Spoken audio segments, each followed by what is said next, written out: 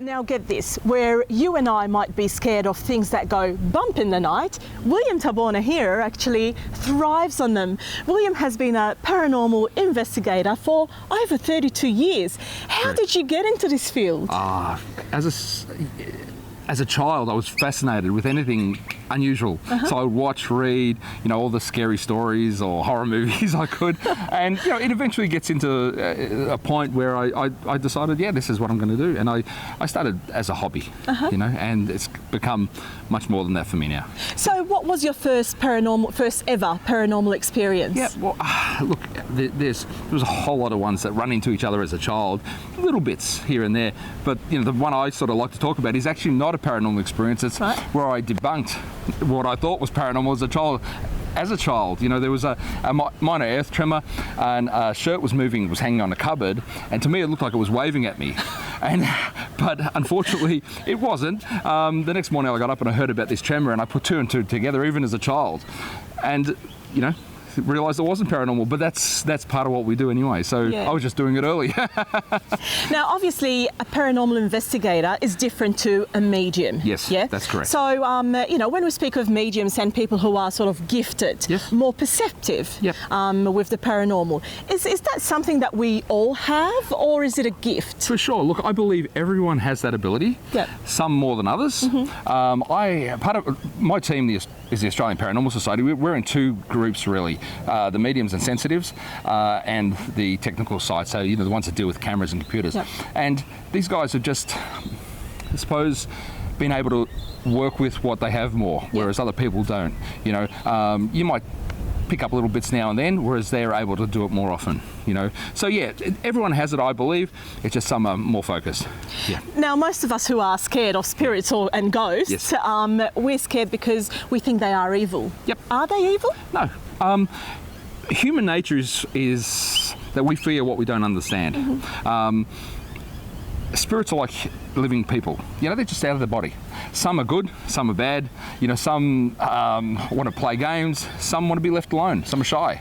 If you're a nice person, you pass over. If you don't go where you're supposed to go, for some reason you stay here, you're still going to be a nice person. If you're nasty, you're still going to be a nasty person. You don't automatically become, grow wings and a halo and become an angel, and that's what we deal with. So trying to work. So tell us more about what you do. Okay. Well, we really have three areas we work in. First one being research. So we conduct investigations into all sorts of places, historical locations, people's houses, and we gather evidence. Try to work out ways that we can better communicate with the other side and to help these people. Two is to educate. So we do lectures, we run paranormal investigations for the public to show them that we're normal people, how we do things, and to give them an experience that they can go away, have a think about, ask questions, and maybe move on in the field. And three is to assist, to help spirits and the people that they're affecting. So if someone contacts us, their houses, they think they've got an entity or something in there, we'll go in, we'll do an investigation, and if we can help them out, we will, and also to help the spirit. So some spirits are trapped for whatever reason and just need to know, there is a way that they can move on. And how do you communicate with the spirit and vice versa? Hello? Well, hello. Yes. Well, sometimes it is like that. We actually, on the technical side, we actually have equipment that things like modified radios, or what we call GD boxes, which are amplifiers with almost like drum pedals, music pedals that we helps us to use programs that these spirits can manipulate and talk to us. And we've had some amazing answers and coherent answers. Sometimes you get a bit of gibberish, but we do get answers, and we do get names that we can actually research and find out that yes, these people were at this location at some stage. That's how we do that on the technical side, but we also use mediums and sensitives and work with what they have to say. So it's all a combination, and it's all experimental. A lot of people say, in our field that we're doing everything, we're doing scientific work. We're not. We're actually explorers and trying to find the best way to discover way we can communicate with the other side. So have you ever caught on video or photos paranormal activity? Yeah, I believe we have, yes. And also recorded voices.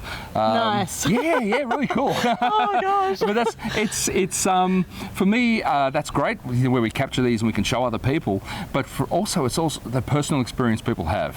You know, a lot of people are too caught up on saying, "Oh, look at this photo I found," rather than, you know, I felt something hold my hand. You know, and that's a personal experience, which I think is even more important than the evidence itself. Now, you've done investigative, do you call them tours? Yeah, we do. We do investigation tours, yes. In fact, we're here at Bandura Park, yes, that's where correct. you have these tours. Yep. Where's the most active place that you have investigated? Oh, wow. You know, I as in tour-wise? Yes. In tour-wise? Anywhere, actually. Anywhere. Tour and... well, look, you know, I mean, we spend a lot of time up at the Arrowdale Asylum, and we do tours there as well. What a once lovely a month. place it's to a fantastic place. spend an afternoon at. we actually spent weekends in there conducting investigations, so we'd sleep there. You sleep there? Yeah, and we do that. We don't... Sign me up for the next one. Come along. Anytime. So that's very, very active. But I mean, I've worked all over the world. So, you know, the battlefields of Gettysburg. I had a lot of activity there. Tell us more about Gettysburg and actually Alcatraz. Alcatraz, I've been. Gettysburg was great. We actually were staying in an inn, which was just outside of Gettysburg, where the Confederate soldiers were dumping their dead and dying when they were retreating. Yeah. And first night there, I'm lying in. I was with a friend of mine and his wife. We had the top, one of the top rooms, and there's actually 2 bedrooms in there, or 2 rooms. I was sleeping in one room, they were in the other. Had the door open because there was no one else in the inn, and I heard these boots walking past me into the next room, and I thought, that's fantastic. Then about 3 o'clock in the morning, I hear a battle drum. And then I hear 2 women talking. Now, there's no one else in the place, you know. Also, that was just one event. I mean, there's a lot of others. But the funny thing was, the next morning, my friend said, "Did you come into our room last night? Because I heard someone walking through the room." And his wife saw exactly the same thing, you know, heard the same thing. And so little things like that, which is great, you know. But I mean, we investigated a lot of locations there. We had a lot of audio we recorded, a lot of strange happenings. For example, in the orphanage, I was actually bitten on the leg and it was a child's bite. So it's not an orphanage anymore. It's a museum, but I didn't see that till I got home. I was taking my socks and pants off, and there's this bite mark on my leg. So that sort of thing. Scary stuff. Wasn't it? Yeah, maybe it was showing me something rather than actually trying to hurt me. Yeah. So yeah, this is the sort of thing we look at, trying to gather as much as we can. When you're preparing for these paranormal events, do you have to prepare yourself in any way, mentally? I don't know. Oh, for sure, definitely. I'm quite a spiritual person anyway. Yep. You know, I'm not a medium, psychic, anything like that. Yep. But I'm spiritual, and you know, we need that in our work to protect ourselves. So we do what we call grounding, right. Which is basically connecting yourself to the earth, or you know, praying. If you're more religious, you know, pray to whoever you believe in, and asking for protection so that you can do your work without being affected. Right. That's a big part of what we do, and you know, mental readiness, because you're walking into places, you know, that probably a human normally wouldn't want to walk into when you know, anyone that's sort of not saying the word normal, but anyone that's not in this field would find a bit daunting. Yeah, of course. So we prepare ourselves. You know, I raised a Roman Catholic, obviously, and I do my prayers, and I protect myself that way. I also ground myself, and get ourselves ready that way. Now, you said you're not a medium, but your wife is. And yes. Apparently it's carried on in the family. Oh, for sure, yes. Tell us more about your family, gifted family. They are. All the kids in all my kids have got the gift of mediumship. Yep. Different levels, and you know, the younger ones are still trying to get used to it. The older ones working in their own ways. But my wife's quite gifted. You know, she's in what she does, and you know, it's one of those things that just carries on down the line. You know, but we also have friends that, you know, that are gifted. One of my guys, Rick, he's our head medium, and he does all the training for the group, for the mediums and such. And he's been in this, you know, close to 50 years. So They're very experienced and down to earth people, which is great. You know, yeah. Apart from that tremor, which would be your most memorable paranormal experience or encounter? Overall? Overall. Wow. Well, over 32 years. For sure. That's hard. That's really hard. I've seen a lot. I mean, some good, some bad. Yeah. We face some very nasty things and dark things. I mean, I've seen furniture moving. I've had things flying off walls. I've had cutlery, knives, forks, all sorts of things thrown at me, iron bars. I've seen an investigator actually tipped upside down and dropped on his head. So all things you would see, you know, if you saw in a movie, you'd laugh because you wouldn't think it was real. I've seen a lot of it because I've been around. But, you know, some of the best ones were the nice ones, you know, where we were able to help people. Yeah.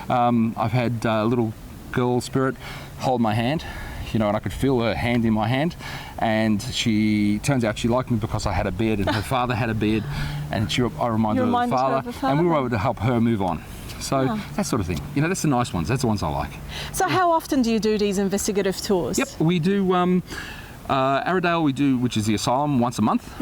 We do Coal Creek, which is down in Gippsland, once a month, and Bundoora we do every second month, but we can do Bundoora more often if we like. That's our choosing at the moment because of work commitments. And we also have private groups come in and things like that. So it can be more often, but you know, really we do 2 main ones a month and Bundoora every second. So that's our commitment at the moment, on top of all the research and our own filming and such like that. So, yeah, busy. Speaking of filming, what are you doing right now? At the moment, we're building a YouTube channel, trying to document many different aspects of the paranormal. Unlike a lot of the shows, we don't want to deal with just investigating. You know, you see these ghost shows where they're just doing investigations. For us, it's more about documenting pioneers in the field, different ideas, and different ways of thinking. So yeah, that's what we're building at the moment. It's called Worlds Beyond Television. Well, you've got to visit that. Thank you. Come along. Now, we were saying before, as we were walking to film this interview, that you actually bought a house that you had investigated. Yes. Some years before. Yes. You're really crazy. I wouldn't be able to do it. Yeah. So do you still get visits in this house? Obviously, you live there. Because my wife's a sensitive, they always attract spirit anyway, whether it be from something that happened in a house or in the local area. We attract spirit, so we have them come visit. They want to help, you know, they will let us know, but we put up protection so we're not trying to get nasty ones coming in. But you know, sometimes old Uncle Jack might need a hand, you know what I mean? So he'll come and visit and we'll get a message and then we'll go into action. Yeah, the house is a house. We still get visitors sometimes. Well, William, thank you so much for your time today. It was such a pleasure meeting you. Great to meet you too. And I'm glad you didn't bring any ghosts with you. Just look over your shoulder.